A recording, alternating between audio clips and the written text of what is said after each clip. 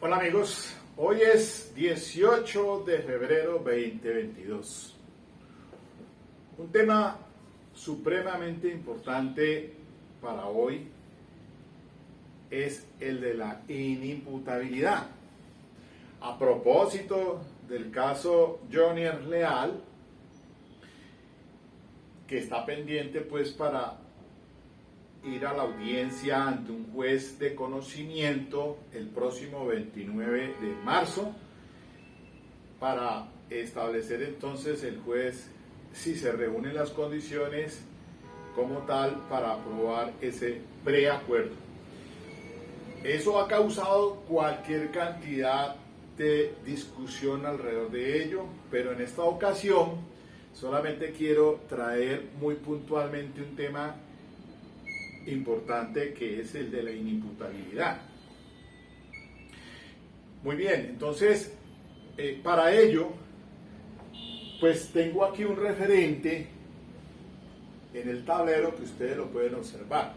¿Y por qué la inimputabilidad? Pues como a Jonier está pendiente de que se le practique una experticia forense de un psiquiatra para establecer entonces si al momento de cometer ese crimen, ya execrable por cierto, pues ya todos sabemos muy bien qué pasó, estaba o no en capacidad de comprender la ilicitud y de determinarse de acuerdo con ella.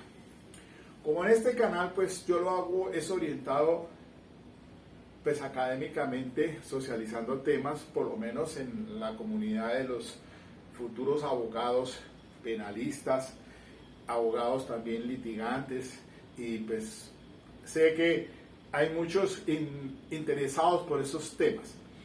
Y entonces, por eso quiero ser muy puntual en esto, porque cuáles serían las consecuencias entonces en caso tal de que se declarara pues inimputable. Para los que no conocen pues el área penal y que tienen pues por supuesto también acceso a este canal y pueden observar, apreciar la situación, se lo digo coloquialmente pues que el examen es para establecer por un perito forense si él estaba loco o no estaba loco al momento de cometer los hechos. Así de sencillo.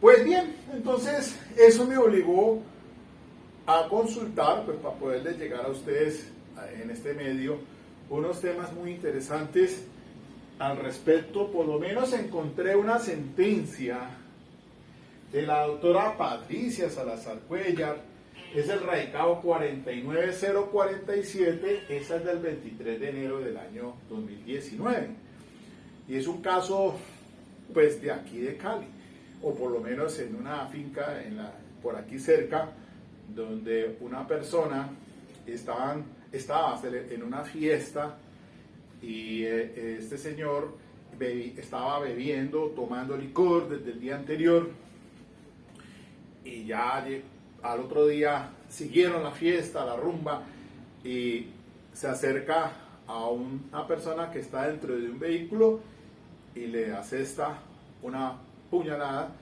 en el cuello. Eso hace que pues naturalmente le cogió las venas vasculares y le produce una hemorragia torácica y le produce pues por lo tanto la muerte.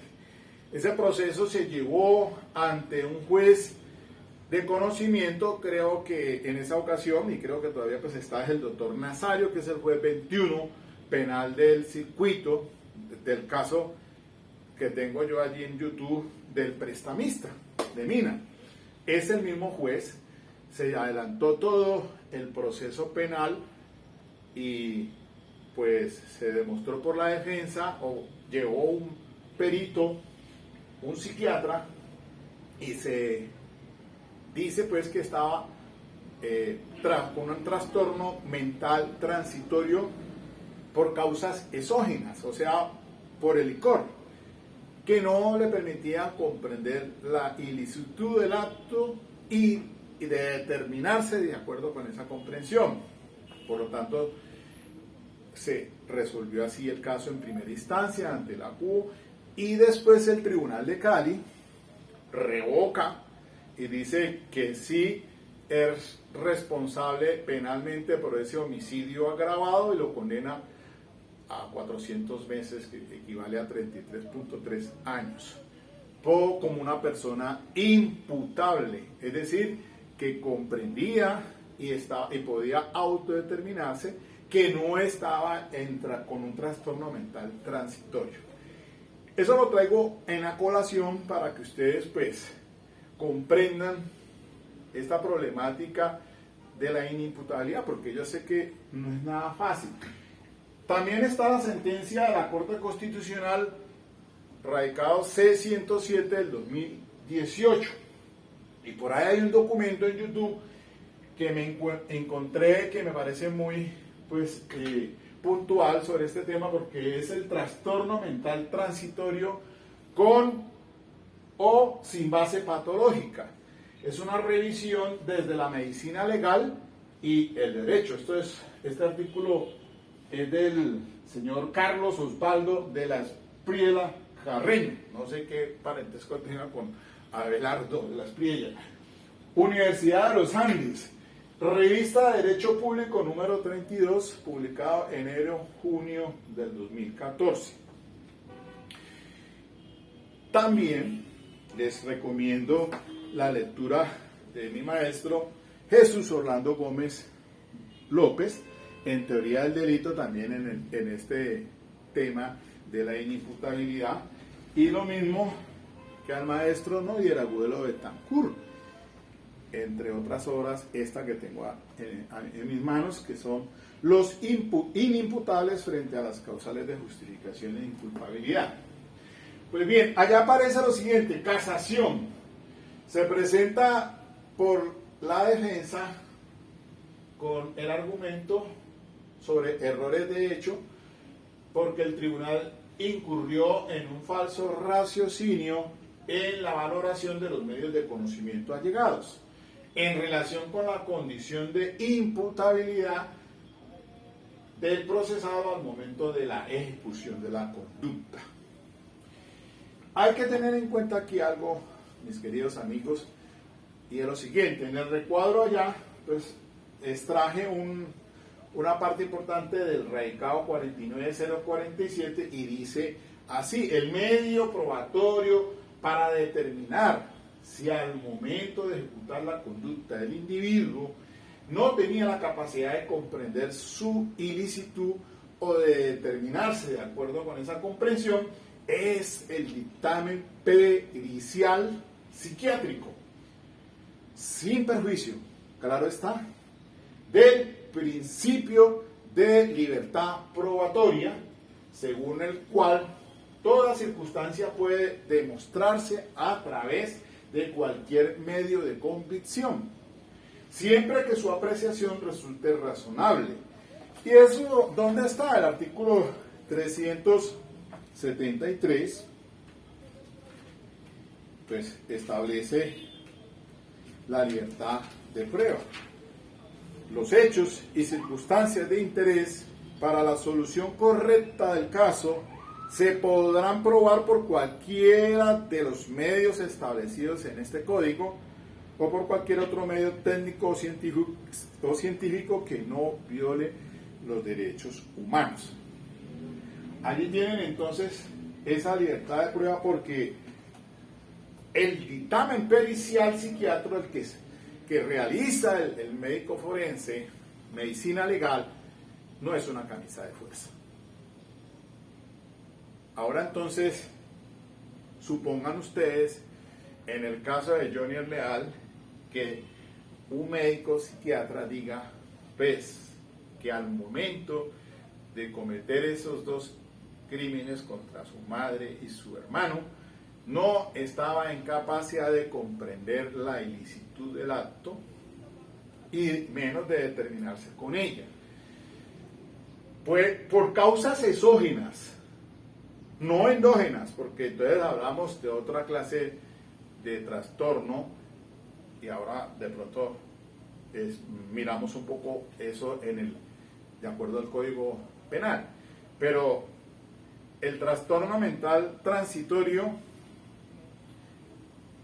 en este caso, por causas endógenas, miren ustedes que el artículo 75 del Código Penal, nuestro Código Penal, hay amigos acá pues que también pues siguen este canal de otros países aquí de Latinoamérica, y les quiero decir pues que el Código Penal nuestro es la Ley 599 del año 2000, y el artículo 25 dice lo siguiente: trastorno mental transitorio sin base patológica.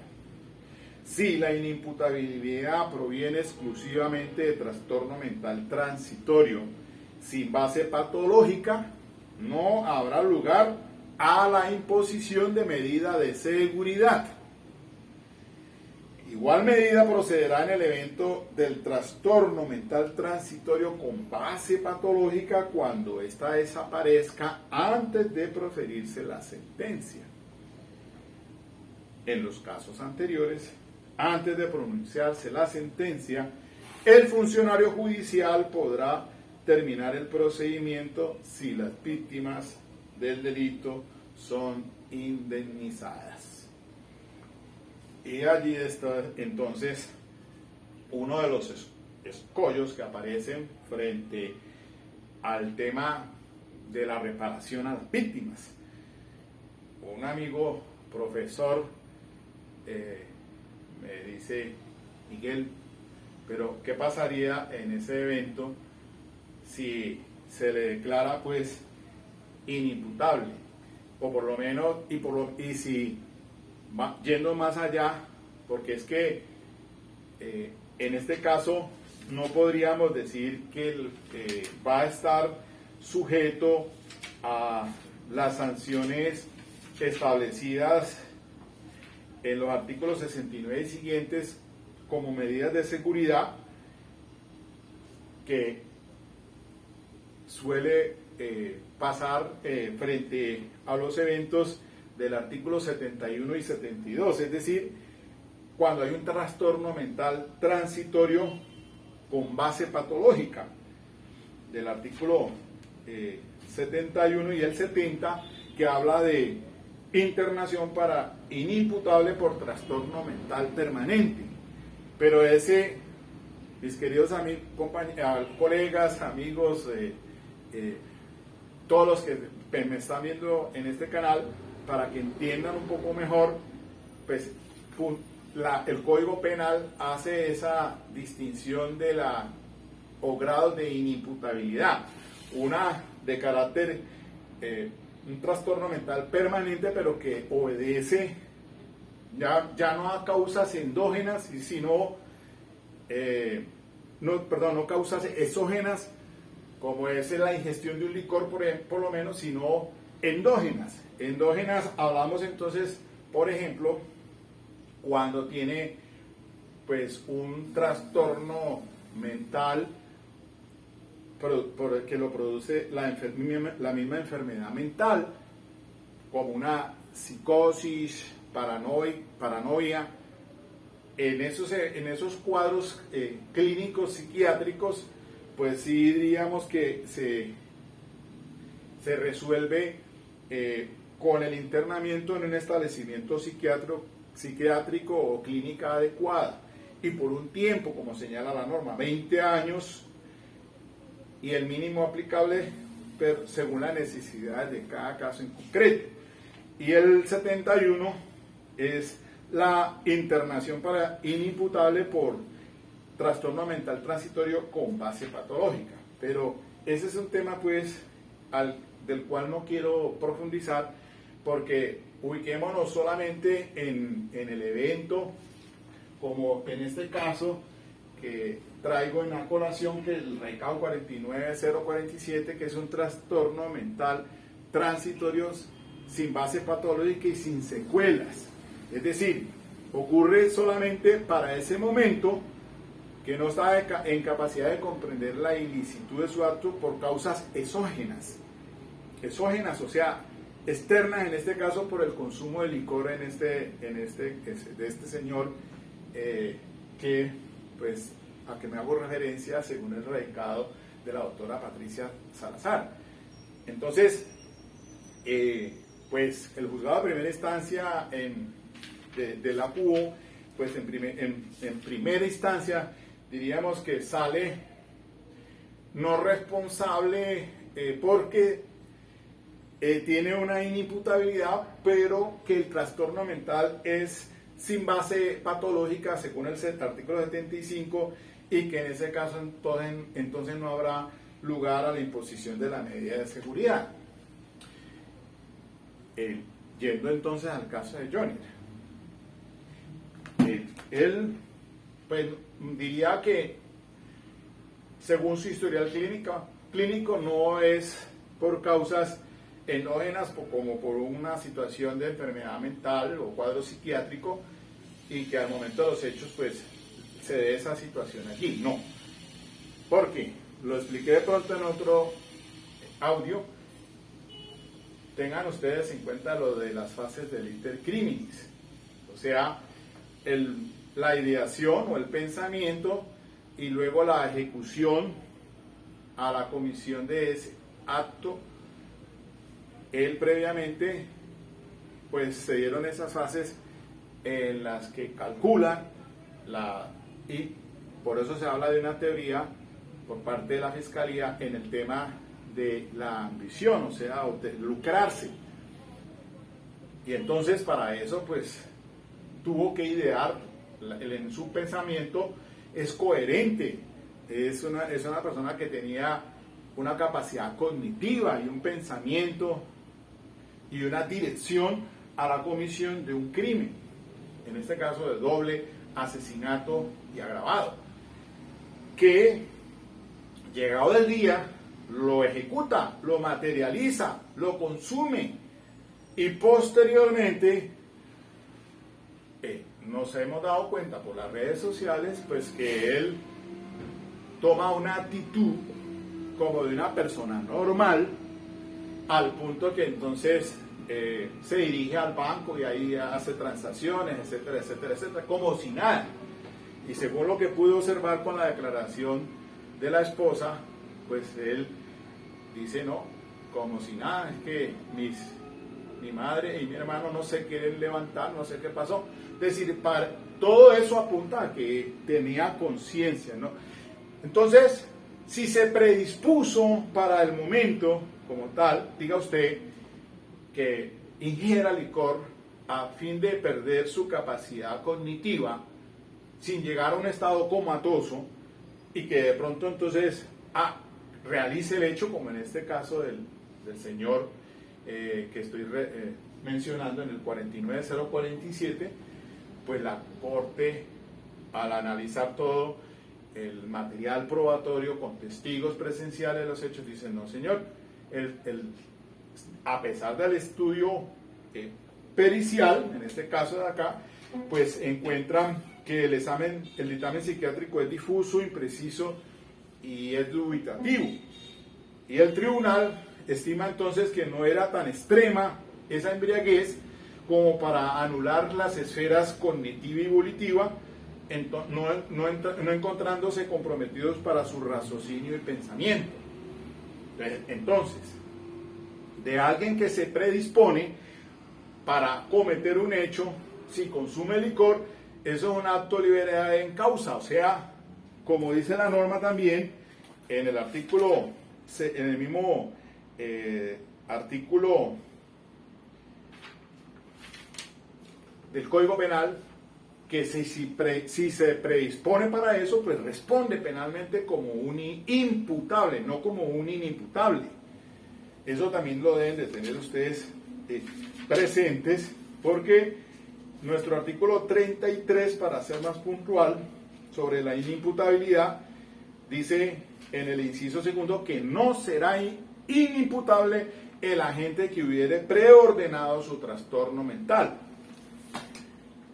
Entonces, voy a cometer ese hecho, pero entonces yo consumo licor o sustancias alucinógenas para quedar en estado pues no en estado comatoso, porque pues, diríamos que no, imposible, pero reducida su capacidad cognitiva y volitiva de no comprender lo que está haciendo. Pero si se demuestra de que pre o antes de hizo esto, pues obviamente que se le da el manejo como una persona cuerda, imputable, y se le impone una pena, no medida de seguridad. Pero ya si se encuentra un trastorno mental transitorio sin base patológica, pues no se le podría imponer una medida de seguridad, pero este no es el caso. Comunidad, estén tranquilos. Fuera de eso, supóngase usted que un médico psiquiatra diga, sí, Johnny el Leal no estaba en capacidad de comprender la ilicitud y de determinarse. Y además de eso, por causas exógenas, no endógenas, internas, sino exógenas. Bueno, ¿qué queda entonces? El próximo 29 de marzo, pues se va a realizar la audiencia. Que la defensa diga, bueno, aquí tengo el dictamen pericial de psiquiatría que está diciendo que es inimputable por un trastorno mental transitorio. No hablamos del trastorno mental permanente, ni con base patológica.